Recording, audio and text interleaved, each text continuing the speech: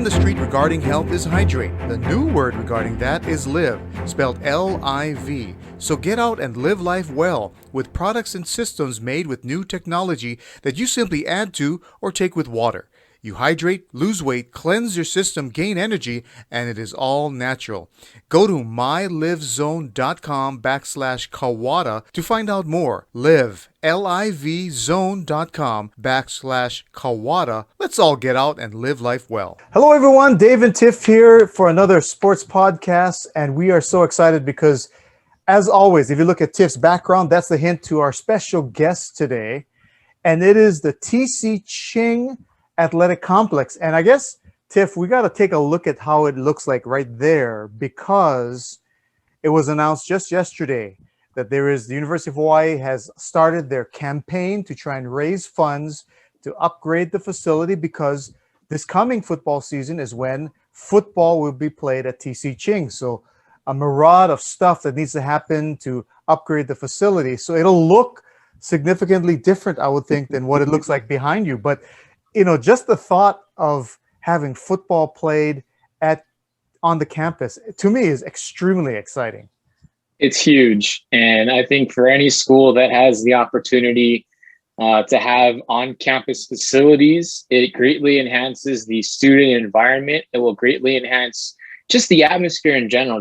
Yes, I understand that students have capability to access buses to go from campus to Aloha Stadium, and then having to wait for buses to take them back to campus. And you can kind of see for some students that in itself can be a little bit of a pain. And yes, we know that UH is a commuter school, so it can be a little bit tough to begin with to have, a traditional on-campus environment and atmosphere.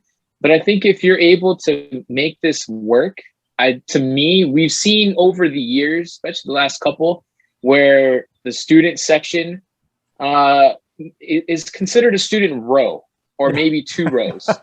It starts out good, and then as the semester goes on, it really dwindles down to just those hardcore football fans that are students. But I think if you have this facility on campus and you're able to find a way to access and give more access to students, I think you're going to see a much larger student section to come in this season and hopefully into the future. But we also hope that fans in general can be allowed in, because we've heard, even going back to earlier this week, that for the most part, UH is not looking at having any sort of fans for the rest of the spring calendar season. They're more looking into the fall. And we've seen, of course, pro sports. We've seen schools in the Big West Conference start to allow fans the last couple of weeks.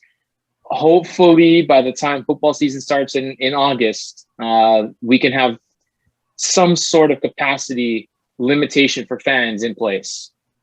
Yeah, so our special guest related to that campaign to raise the funds to help with the project is KIMO KAI. He's the University of Hawaii Associate Athletics Director of Philanthropic Partnerships. Now, that's so much to put. Anyone who has a title that is so long to put on a business card, I got to ask them, okay, what exactly does that mean? But KIMO KAI will talk more about that. We'll also have my son, JAREN KAWADA. I'll do a special segment, because I'm going to ask him, being there in Indianapolis as a student at Butler University, what was it like to have the NCAA tournament not only at his campus, playing at Hinkle Fieldhouse, but also he went to 3 games. What was the atmosphere like, considering NCAA tournament? I mean, how often do you get to go and see one? And then, the restrictions and what they had to do and so forth and so on. So he will do that. And then we'll end it up with Aladdin's Lamp, one of our favorite segments, in which we will pick 3 wishes that we would like to see in the sports world. And the 3 actually, there are 4 wishes that for us to pick them. And JAREN wrote them for us. So he has provided. I'm very excited for this, Dave, because we have been asking your son. Yes, I know he is a college student. We've been asking him for a while for some more contributions, and I'm really looking forward to what he has in the Genie's Lamp, but also to see his report from Hinkle Fieldhouse, because I'm jealous. I'm stoked for him that he got a chance to go. And you were saying how cheap the student tickets were. Man, what a cool experience. I'm happy for him. Yeah, I mean, I think all 3 of them he saw were at the Lucas Oil Stadium. Might have been one at Bankers Life Fieldhouse, which is where the Indiana Pacers play. So I'll ask him about that. But yeah, Aladdin's Lamp, he broke down 4 options. We will pick 3 wishes, and we'll see how that goes. Let's stick with the University of Hawaii since we're talking about the campaign. But big stuff, because this is the final home weekend for men's volleyball. You're the voice of men's volleyball, senior week. And the announcement just came out today, at least publicly, that All-American libero Gage Worsley is actually going to decide to finish out his career. Although he's technically a junior, he would have been a senior this year anyway, so he's going to graduate and move on. But when you think about the seniors or the seniors of this class that will be recognized, throw in Parpunov, Cowell, Gassman. I mean, could there be, and Worsley now, could there be a more accomplished group of seniors in men's volleyball?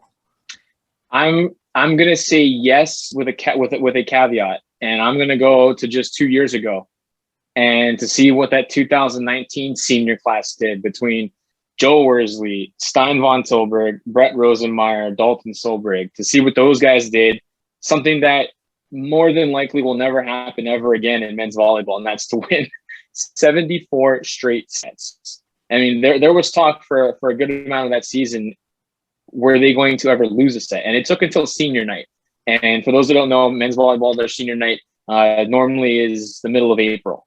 And so for them to go 3+ months without dropping a set, quite an impressive feat. Yes, they went on to win the Big West Conference tournament, first time in program history, made it the NCAA championship match, lost at Long Beach State in 4 sets. This group, this senior group, 6 guys that have seemed to have been here forever, and you throw in Patrick Gaspin, who is a 6th-year senior, this group could overtake that 2019 group. But I think if you ask me right now, the most dominant senior class, the most important one, and the one that has the best legacy, I'm going to say that 2019 group. Isn't Colton Cowell also like a 6th-year guy? I mean, he is. Yeah, he redshirted. He redshirted in 2017. Patrick Gaspin had that medical redshirt in 2015. Had that freak skateboarding accident, so he had to sit out his freshman year. So technically, he would have been done already. But you know, we're getting like a BYU senior where he's like 24, 25 years old and just dominating. Yeah. First of all, the vision of a 6'10" Gassman on a skateboard is one thing. But yeah, because those guys benefited. Last year would have been their senior year, but because of the pandemic erasing their season, they got the chance to redo another year, and they stayed on, thank goodness. So yeah, final games this weekend, home games, and then Hawaii hosting the Big West tournament. So that a lot of expectations for the team there, and then eventually the NCAA tournament. So crossing our fingers that this team, ranked number 1, undefeated, still will continue that momentum going forward. We got to bring up a little bit of NFL just because it is the NFL, but the talk of the draft month. It's the draft month. It's a little bit late. It seems like every time it seems like the draft next week, because everyone's talking about it and it's on ESPN and all the websites, but it's later on in the month. There's still some significant time, but I was just thinking, do you get excited for NFL draft as compared to like NBA draft or Major League Baseball draft? I mean, Major League Baseball draft kind of maybe is a little bit like number 3, but do you get excited? I do. Maybe not to the extent of some. My future father-in-law loves all things football. He's a big Vikings fan. He's one of a few non-media people that I know that will sit down and watch every hour of every day of the Rio Combine. There's not a lot of media people there are non-media people that will be out there and watch it, and he will. I think when you look at the drafts between football, NFL, NBA, and Major League Baseball, to me, number 3 of 3 is MLB, just because it's so long. Yes, it's cool to follow, track and whatnot. If you know, especially here in Hawaii, if you know somebody that has either a high school ties to Hawaii, born and raised, or went through the UH system. I think NBA is number 2, just because it's so quick. It's only 2 rounds, so it's 5.5-ish hours or so. But the NFL is king. And it doesn't matter if it's preseason, regular season, postseason, off season, they have their own network. And same as MLB and NBA. But I think NFL rules all. And if you can find a way to talk NFL every single day, whether you're in the media or not, you're doing something right. So I think for the NFL draft, they did it good, did it well. First day is the first round, and then rounds 2 and 3 are the next day, and then the third day is 4 through 7. So I think to spread it out over 3 days is nice. But I would say the 3 drafts, NFL is number 1. I used to be a little bit more excited for the NBA draft way back in the day, but since the landscape of college basketball and the NBA has changed so much, the big thing about, to me, being excited about the draft is knowing the players in it.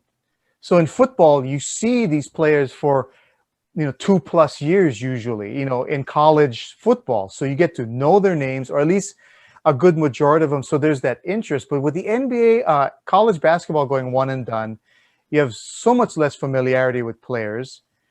And a lot of them are drafting now high school kids. So there's less exposure unless you're really hardcore, like your dad. If he was really hardcore into NBA, he'd probably know who is the top senior in the state of Wisconsin, coming out, who's a, prep All-American, what have you. MLB, same thing, right? There's just too many. And the one thing I think about NFL, by golly, could they not make the time in between picks maybe like 7 minutes instead of 15?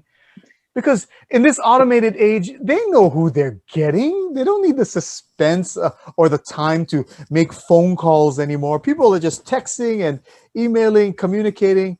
5 minutes or 7 minutes in between. That's my only grumbling change over there. So draft coming up. We'll probably hit on it on our next podcast a little bit more in depth. How about this locally? Return of youth sports. I think it was yesterday or Monday, this week anyway, where youth sports officially could practice and go to parks and playgrounds and actually play. I know gyms are still a little bit of issue, but like the baseballs, the soccers, outdoor basketball courts. I don't know if you drove around and you saw, but I actually saw kids playing. And let me tell you, that's a big visual in terms of going back to normal. It really is. And yeah, living here in Makiki, driving around, the parks, whatnot, seeing the kids just, out there having fun. And that's something that is special just because of how it's been the last 12, 13 and a half months or so. They've been inside for the most part. So yeah, seeing things on social media, as far as high school sports go, whether it's volleyball, baseball just started earlier this week, softball's been going for a little bit, and of course other sports as well. But especially for the keiki, for the youngins, to see them having smiles. Who cares if they score? Who cares if they catch the ball? Just the fact that they're out there and playing something that they enjoy and they love, it's all that matters. And I think for all those kids, because unless you go to a private school, the public schools are not in full back into classroom. This is probably the biggest group of peers that they've been around. And the younger they are, the more the parents and families are involved. So it's really a huge social dynamic that is now open and being generated now. And again, a huge, big step toward getting back to how things were back in the, I will say back in the day, but gee, it seems like it's so long, but you're so old, Dave. We are. I know. All right, let's get to our special guest because we got some stuff to talk about. Excitement in Manoa. It's the campaign to raise funds for the University of Hawaii TC Ching Complex with KIMO KAI. Award-winning Hawaii sports writer Cindy Lewis shares her love of volleyball and other sports topics with her new website, cindylewis.com. After nearly 40 years of covering the top events in Hawaii, Cindy brings her reporting flair and insight to the digital format for all to enjoy. Get the very latest information on University of Hawaii volleyball for all teams, women, men, and beach, from one of the most respected journalists in the state. Go to cindylewis.com and you will be connected.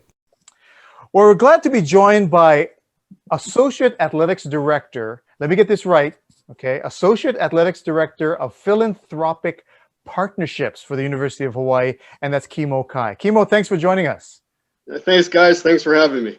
Okay, first off, can you explain your title? Because that's really long and it takes up, I was telling Tiff, it probably takes up a lot of your business card, but kind of explain that your role as in that position. First of all, I do have the biggest business card in the world. I hold that title. So I'm the philanthropic fundraiser for the athletic department. So I work for the University of Hawaii Foundation. So I do not work for the athletic department. I'm assigned to the athletic department. So the UH Foundation, we're the dedicated fundraisers for the university. So there's about 110 employees, about 25 fundraisers, and we're just pretty much spread across the UH system. So I'm the dedicated fundraiser for athletics. Oh, that's interesting. So you're not actually under the athletic department per se. No, I do report to David Matlin, but I also have a supervisor, the CEO at the UH Foundation, Tim Nolan. Okay, got it. Well, obviously the excitement, the announcement of the campaign to raise funds for the upgrades at Clarence T.C. Ching Complex.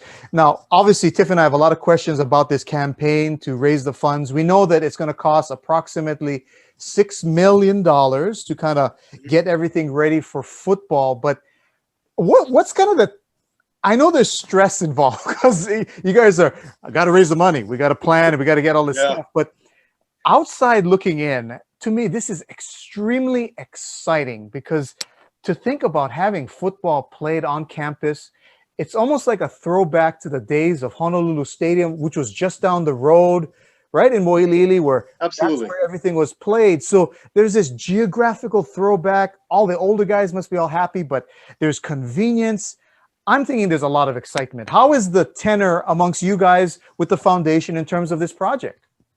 So being in the role that I'm in, since the announcement came out a few months ago, I've talked to somebody, at least one person every single day, a new person every day about this move to campus. 100% positive feedback. No one has anything negative to say about it. Everyone's excited. The staff in the athletic department, yes, I mean, it's stressful, but I mean, we're all excited about it. And not just on campus. I mean, even just the surrounding community. I mean, Kamehameha Schools has reached out to us. They want to get involved with the pregame, and because they own that land in Puck's Alley, so they're excited. Upper Campus is excited. I'm hearing the neighborhood boards are excited. I don't know, but we'll get them there. KIMO, have you been able to talk to maybe other schools, maybe not so much within the Power 5 conferences, just because those conferences are so much more different than the Mountain West and the University of Hawaii, but have you been able to talk to other schools and just kind of reach out to see how they've sort of done projects similar to what you guys are looking to go into? Yeah, so I have, since COVID started, I've had Zoom calls with the fundraisers for the Big West Conference and the Mountain West, because we're in both conferences. And since this football thing came up, a few months ago, I had one Zoom call with the Mountain West guys, and we had a long discussion about it.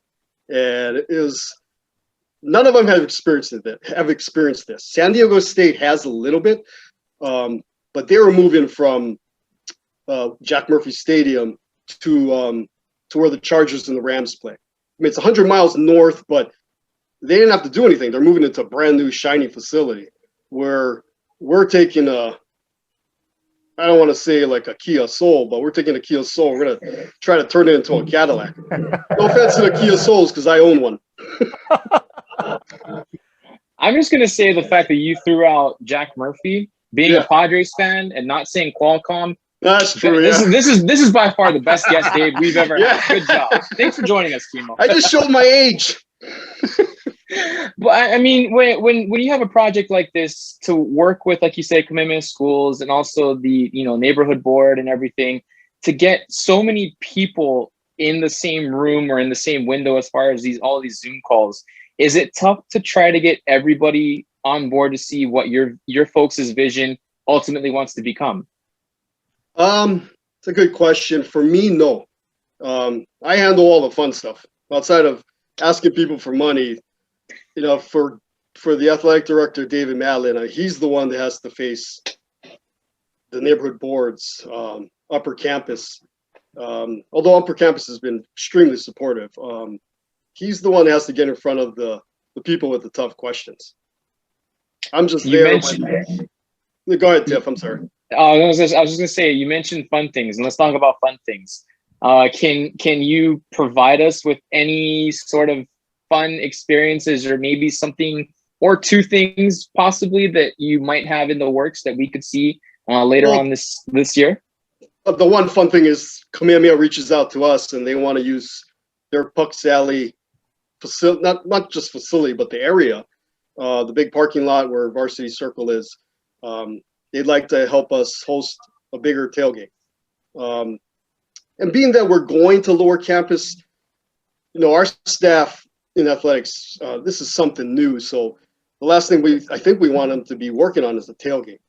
So they're going to have to be focused on game day operations. And so it's kind of nice that Kamehameha reached out to us. I mean, we just had our first meeting last week.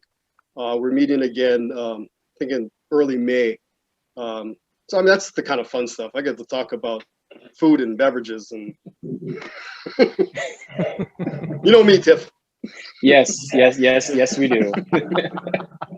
We're talking with KIMO KAI, the Associate Athletics Director of Philanthropic Partnerships for the University of Hawaii.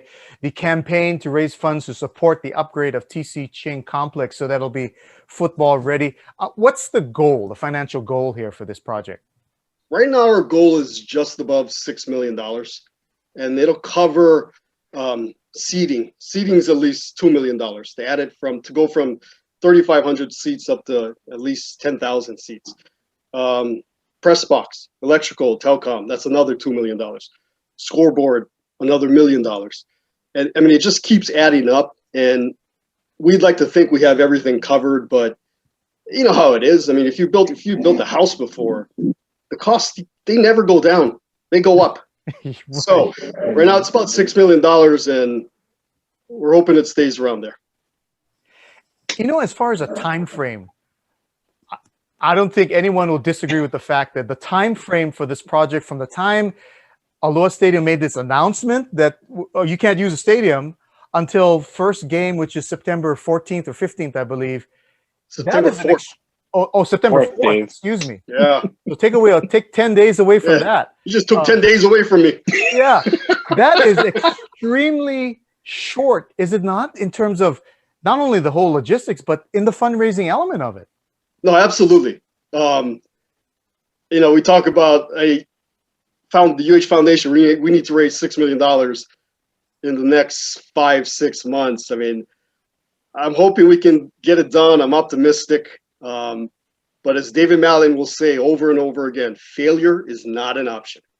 We're going to make T-shirts that say failure is not an option. We're going to get it done. And wearing it on that first game day. Everybody, I'll make sure I get two for you guys. Oh, totally awesome. KIMO KAI, Associate Athletics Director for Philanthropic Partnerships.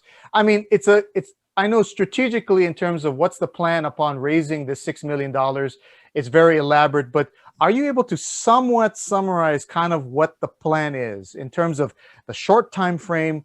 I'm guessing you guys must have a more aggressive campaign strategy than, say, it would have been typical for a $6 million goal. We do. We do have an internal playbook that we're going to follow. So we just had the press release on Monday.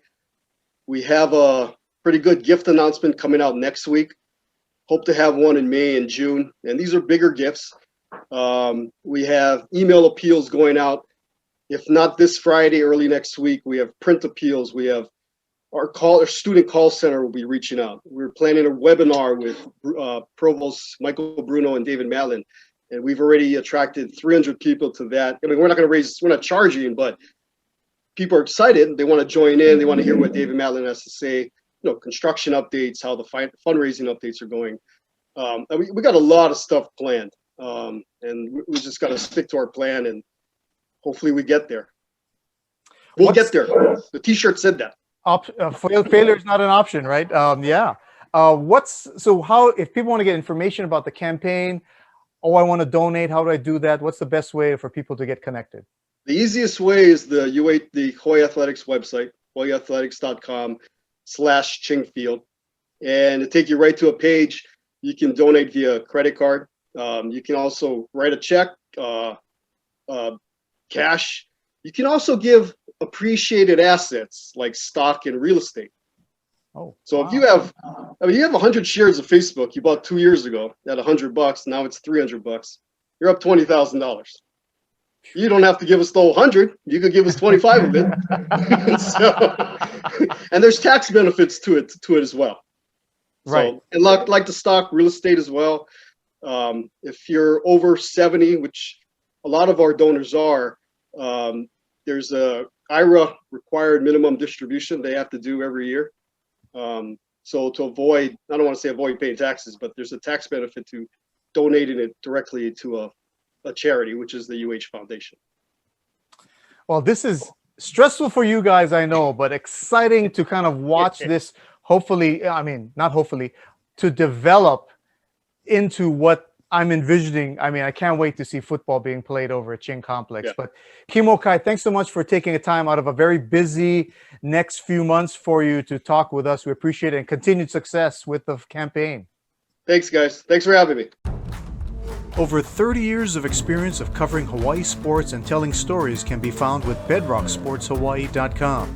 Hawaii sports writer Nick Abramo shares his passion for insight, news, and opinions, along with stories and tales in what he calls the inexhaustible universe of athletics. Football, surfing, hockey, yes, hockey, and wrestling are some of the featured content you will find on BedrockSportsHawaii.com. All right, we want to thank KIMO KAI for that, giving us an update. Actually, they just started. They didn't just start their campaign to raise money. They have started, but the official announcement, we'll check in with him a little bit later to see how the updates. But let's get to some exciting stuff. Hold on, Dave. Oh, we've done how many of these podcasts? What? Maybe 31, 32 at least or so. The fact that this guest said Jack Murphy Stadium, best guest, and that was all because of you. So great job. I would still refer to it as Jack Murphy. I mean, this stadium. It's always the Murph. It's always the Murph. It changes names with a new corporate sponsor. I mean, I forget. You know, I used to know Three Rivers in Pittsburgh. You know, those are the names I remember. It's hard to keep up with all these names, but well, as we know about the NCAA men's basketball tournament that just concluded the other week, it went into a different setup. Everything was held at Indianapolis in one city, all games. So that was a very interesting situation because of the pandemic. So I always wanted to see what it was like, get a firsthand perspective on what it was like there. So we're happy to be joined by my son, JAREN KAWADA, who is a student at Butler University in Indianapolis. And as you can see by his background, that is legendary Hinkle Fieldhouse, which was on the campus of Butler and one of the sites for the NCAA tournament. And JAREN, first of all, I think it's afternoon when we're doing this recording. Thanks for taking some time in between. You're not cutting any class, are you? No, I'm done. Okay. First of all, before we get into the NCAA tournament, tell us a little bit about how things are on campus at Butler related to the pandemic. You guys luckily get to have some in-person classes. A lot of schools don't. How was it like there for you guys? It's pretty much the same as all other schools. We all have to wear masks, and the class size is limited. Some classes split, so half the students go on Zoom and half go to the class. For me, it's been all in-person class, except for a couple I have online classes, it's just everyone's online. That's just how it is. Those were offered, that's a new thing this semester that were offered. Online classes are usually safer summer, but they did a couple here, and a lot of the professors who teach those online classes aren't on campus. They stay at home. So like a lot of meetings with professors on office hours, you do it online instead of go to their office. And well, obviously since there's limited space, we have to stay far apart. So there's no like group work that we used to do a lot, because unlike most schools, our classes are really small. So we do a lot of group work in class, but we can't do that anymore. It's just like they don't want really to move around. You have to sit in the same seat every class, because if someone tests positive, then they have to trace around them, or other students who sit at the same desk in other classes, stuff like that. But other than that, next semester they're looking to go back to normal. So it looks like after this semester, that'll be it for the COVID protocols. But with March Madness coming, the only difference was all of our residence halls, we had to personally scan in every time to get in the dorm with our IDs, so that random fans don't just walk into the hall, or not halls, but halls and the building, the lecture halls. So that was the only. So let's go right there at Butler, where you guys were a site for the games. And I think, if I read correctly, last time Hinkle Fieldhouse, or Butler Fieldhouse, it was called back in the day, the last time they hosted an NCAA tournament game was, I think, back in the 40s. But so did you see, like, what did you see on campus? Did you see fans kind of roaming around of teams? Did you see the teams going in? Could you even go around by Hinkle Fieldhouse, or was security kind of tight like that? No, not really. Well, there's the place that we're obviously not allowed to go in the Hinkle Fieldhouse unless you have a ticket to go in. But the HRC, which is our Health and Recreation Complex, which has our weight room for student use, and like yoga classes and all that types of the basketball courts, we're allowed to go in there, which is right next door. And in there they had a projector, big screen. They play it against the curtain wall with like the games in Hinkle, which is right next door. So while you're in the HRC, you can watch the games on the big screen. And obviously there's TVs in the HRC, like all around by the treadmills or stuff like that play all the different games. And we have one on-campus restaurant, which is called Chatham Tap. It's like a bar, and like kind of like a bar and grill, I think. But there's a lot of fans would go there, obviously, if they're like, I remember once Wisconsin and Baylor played here. There's a lot of Wisconsin fans at the bars or at Chatham Tap, and Michigan fans would go there a lot. Wow. And Loyola Chicago, another one that had a lot. But other than that, it's not like we see any fans around campus often, except maybe a couple will go to the bookstore. They try to tell them not to really wander around campus, and the players obviously don't go. They go in, they come out. We don't see the players ever. They don't go on our campus because they're part of the bubble, technically, which is also what Hinkle Fieldhouse was a part of. That's where we weren't allowed in.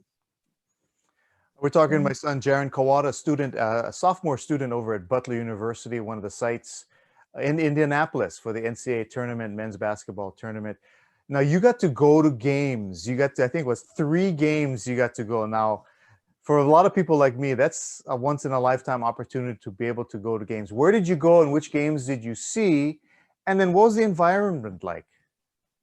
All the games I went to were at Lucas Oil Stadium, which is where the Colts play.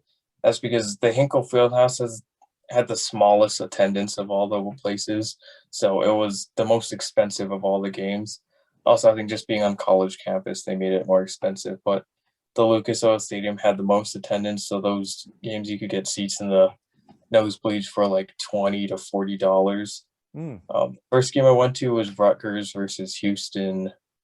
That was the first one, which Houston ended up winning by a close margin. Rutgers had a game-winning 3 at the end, and they missed it, but Houston ended up winning. Then the next 2 I went to was Michigan versus LSU and Michigan versus UCLA, which a lot of Michigan fans there because Michigan was, especially by the UCLA game, the closest team remaining. So, and Michigan has a large supportive fan base, which they all drive down. I think it was 4 hours was the drive. So a lot of fans, and surprisingly, a lot of students of Michigan, which I guess maybe they either had online class or they just took the week off to go come down to a game. And it was really fun for, me and my roommate who's from Michigan. We went, so he's a Michigan fan like me, and we went, and I seen like during halftime, all around the stadium, it seemed like it was just packed of Michigan fans. It felt like a Michigan home game almost. And there's students yelling "Go Blue" all over the place. When you went to the concessions, people carrying Michigan flags, and people who are out, just like it's full. Like it was hard to spot an LSU fan or a UCLA fan, especially for them farther away. They ended up losing the UCLA game, but they did win the LSU one. That must have been exciting. Now, I think, was it Lucas Oil allowed, what, 25% fans? And what is it like watching a game in a stadium? Because I know every time Final Four and the championship is in a stadium. So is a basketball court like this small from where you were, or was it pretty cool? It was pretty small because we were in the nosebleeds, and how they had it set up was like, so there's obviously the field and then the stands around it, but they split the field in half. So instead of like one court going long, there's two basketball courts going the width of the football field was. They didn't play two games at the same time, but there's the two courts set up. So it looked weird, like coming in as a fan and you only fill half the stadium to watch like the game on half the side. But you know, it was still cool because we, like, for me, I've watched those Michigan guys for a while on TV, and then for the first time I get to see them in person, and you get to see the celebrations after the games, or the guys lying on the floor crying after the games, or UCLA cut down the nets, obviously, after they won because they made the Final Four. That stuff. We didn't really watch that part, but I could see a little bit of it. And then just, it felt like a not full, but like maybe a bigger crowd than it actually was because of the noise. And obviously all of them felt like Michigan fans were the defense chants or the rumbling of the chairs. And, you know, the players like on the bench were getting into it too from farther away, but so close. And I like seeing, you know, Isaiah Livers on the bench, even though he was injured, he wearing the not NCAA property shirt, or seeing them celebrate a Hunter Dickinson dunk. And of course, you have been a Michigan fan since you were a small kid. So I know that must have been a real treat to finally see him in person. I'm sure the next thing on your bucket list is to see him in Ann Arbor, Ben. And considering you're only 4 hours away, you may be able to do that maybe next season. Hey, I know you got some homework and stuff to do, so I want to thank you for joining in and giving us a little feel of what it was like to be in the city. Oh, another thing, you know, Indianapolis is such a basketball place. Leading up to the tournament, was there kind of a buzz? Was there an excitement? Like, do you see banners hanging around in the city, or on campus? Did they hang stuff saying that the NCAA is coming? Was it stuff like that? Not so much like that stuff, but you could definitely tell that the whole city you knew March Madness is happening and everyone was in on it. And I think one of the cooler things for me was this semester I took a class on sports promotion, who the teacher was, he's the owner of our former mascot Trip, who he still owns Trip. Trip's just not the mascot anymore, but so he has that dog around in his house. He's the promotions guy here at Butler, or one of them, and he really like took us through the inside of what was going around Butler at the time. We had a guest speaker from the NCAA come to class once, a guest speaker from Bankers Life Fieldhouse come to class to talk. So we had a lot of that stuff, which was pretty cool to me to see from their end. But you could definitely tell that all of Indianapolis was behind March Madness. Oh, awesome. Oh, those guest speakers, I can imagine being pretty exciting to get the little behind the scenes element of that. Hey, Jaren, appreciate it, man. Thanks for coming on and giving us that perspective from Indianapolis. And study hard now. Okay, thank you. All righty. Aladdin's Lamp, one of our favorite segments we like to do, kind of fun. You get 3 wishes, right, in Aladdin's Lamp. So we pick the 3, or we choose either 1, 2, 3, or 4. So there's 4 wishes that we want to see in the sports world. So I'll give you first dibs. What is wish number you want? 1, 2, 3, or 4? Well, remember the caveat to this is the first time that someone other than you is writing these. Your son, Jaren, came up with these. So I'm excited. And even the question that we don't pick, I still want to hear what his other option would have been if we had picked it.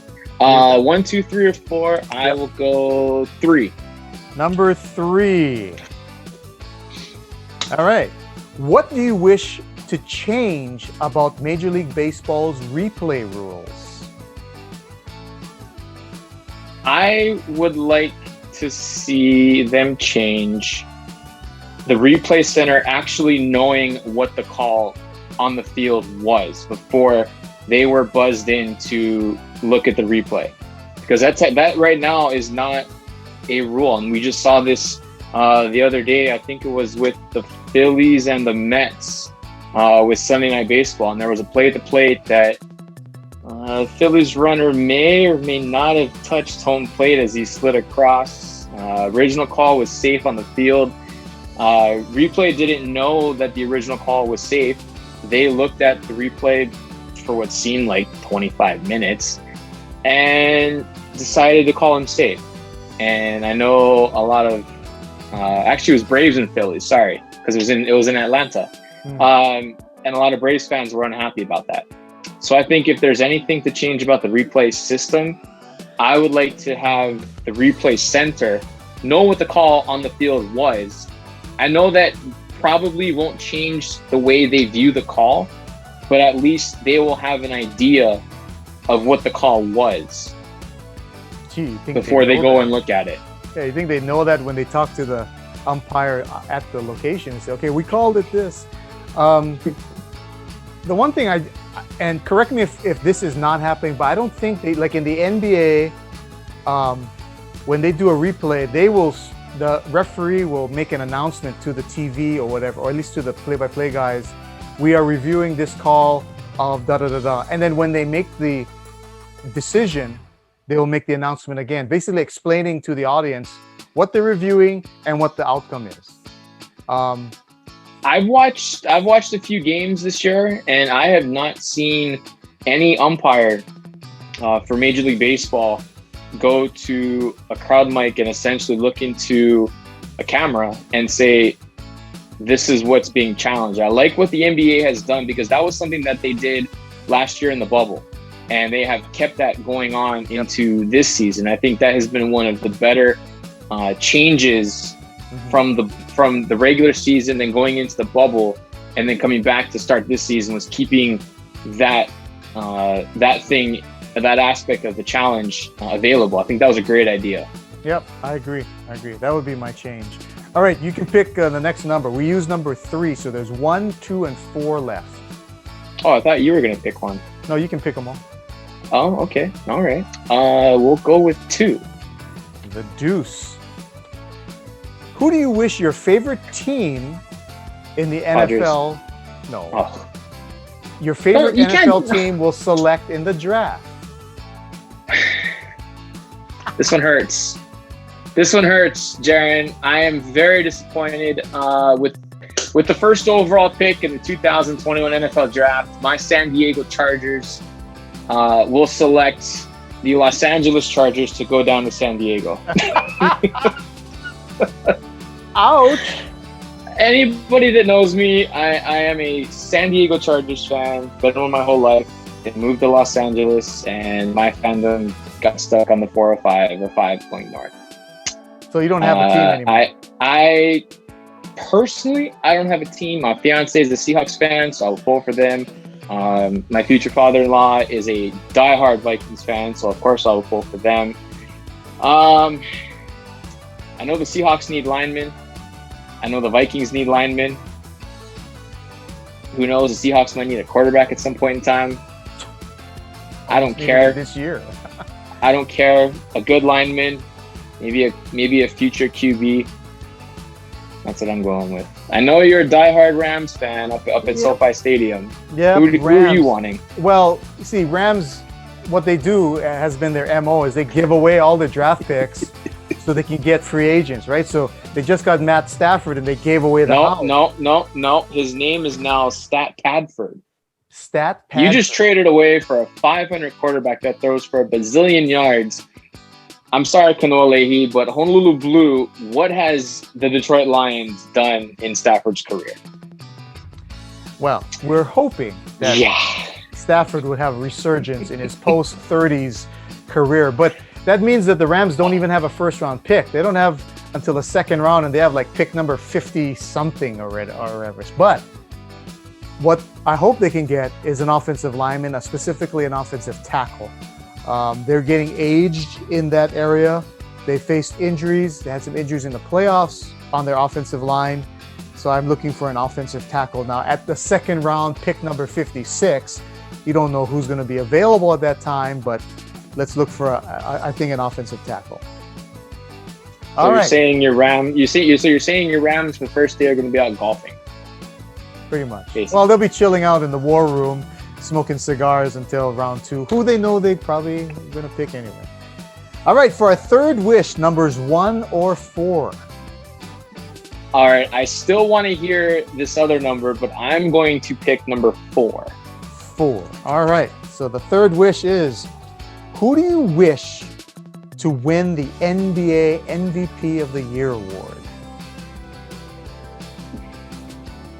NBA MVP. Yeah. Wow. I would love to see Jason Tatum. My fiance's a Celtics fan. That would make her happy, so that would make me happy. Can you pick something for you and not Can for I your, pick something for me? for your fiance or for your You're right. father-in-law? I know it's not going to be this person because their team is struggling. I would like to see Luka Doncic. For what he's done as a Maverick, I'm sure the Atlanta Hawks are besides themselves for trading the rights for Doncic to get Trae Young. I would like to see Luka Doncic as the MVP, but I don't think it's going to happen because the Mavericks aren't high enough in the Western Conference standings. Yeah, it always comes down to that, right? It comes down to what team kind of advances further in the playoffs, even though it's supposed to be a regular season award. You know who I'm looking You're for? a Lakers guy. Yes, You can't say LeBron. You can't say AD. Well, they've been out. So to me, it's like LeBron is to me a de facto MVP every year, but you can't do that. I really do think Giannis Antetokounmpo is a true MVP, but he may not. I don't think he'll get it because he's already won it, the past 2 years in a row or 3 years in a row, something like that. They don't want to have these repeats. I really wish from the Denver Nuggets, forgetting his name.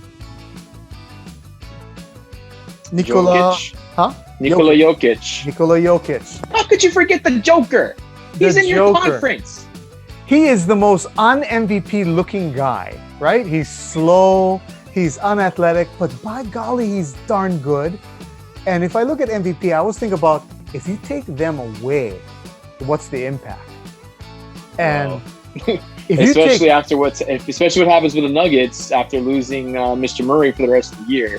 Right. So if you take him away and his almost triple-double stats, they would really implode, I think. So I would go for him, the Joker, as if it can't be Giannis because they don't want to make him 3-time MVP or 4-time MVP, the Joker would be the guy. I really hope it's not Ben Simmons. I really hope it's not Ben Simmons. Well, Joel Embiid is really getting a lot of resurgence in that talk, so he would probably overshadow Ben, unless Joel Embiid gets injured again and is out for 2 weeks and into the playoffs, like it seems to always happen, you know. Okay. Oh, you wanted to read what number 1 was? What would have been number 1? Yes. Number 1 or the other. So we had our 3 wishes. The other one was, who do you wish to see in the NBA Finals? And why am I going to guess? You'll say, well, my fiance really likes the Boston Celtics, so I'm going to say the Boston Celtics. Well, you're going to say Lakers, so your point's null and void here. Who would you like to see in the NBA Finals? Oh, well, I like to see the Lakers. I would like to see not the Nets, though. I think they're going to get upset, even though their big three has never played much more than 7 games together, and they're always not playing, it seems like. But I think if Embiid stays healthy, the 76ers. I think from a historical perspective, I think a Lakers-Sixers final would be pretty cool. I just seeing how the Lakers have been with the injuries to both AD and LeBron, and the fact that they might not be coming back for a couple more weeks, that's not going to give them enough time to creep back up in the Western Conference standings. And who knows, they could be seeds 5 through 8 and having to go on the road and not have home court. So I think that could play a pretty significant disadvantage to them moving forward in the playoffs. All right. I don't know. Did you answer the question at all? I did not answer the question. Okay. Well, if it can't be the Celtics, I think Sixers and Jazz.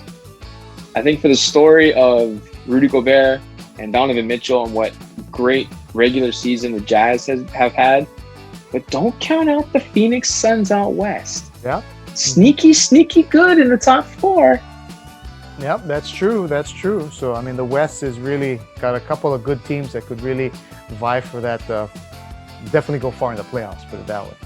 All right. We want to thank JAREN, my son JAREN Kawada, for providing us with the questions for Aladdin's lamp and the wishes. We also want to thank him for his report on what was life at Indianapolis during the NCAA tournament. And big thanks to KIMO KAI, the Associate Athletics Director for Philanthropic Partnerships. It's also a tongue twister to say, and to fit it all on a business card is challenging enough, but challenges there to raise money, the $6 million needed to retrofit and upgrade that TC Ching complex. So we're all raising our hands. Tiff, you got the call on Big West volleyball coming up this weekend, Hawaii's final homestand, the senior night, and then going into Big West tournament play. So that's going to be exciting. It will. It's you're sending off this group of 6, the seniors, but it's like 2019 where they had the regular season, the last 2 matches here at home for senior week, and then the following week they get to host the conference tournament. Yes, I know this year will be different. There will be no fans. Yes, there will be cardboard cutouts, and we'll see about the noise level of the piped-in crowd noise for this week and next week, because according to some, it wasn't liked that much. So we'll see the level of that. We'll hear the level of those noises this week and next week. But yes, very exciting, undefeated, number 1 team, unanimous in both polls and in our hearts and in our program. Hopefully they can continue their hot play, and hopefully they can check off box number 2. That would be conference tournament championship. Yeah, maybe Long Beach State will be eliminated in the first round, so don't have to worry about the crowd noise much. All right, well, we thank our guests again. Until our next Dave and Tiff podcast, stay safe and enjoy. Wear that mask. Be distant. All righty. See you later. Where's my hand?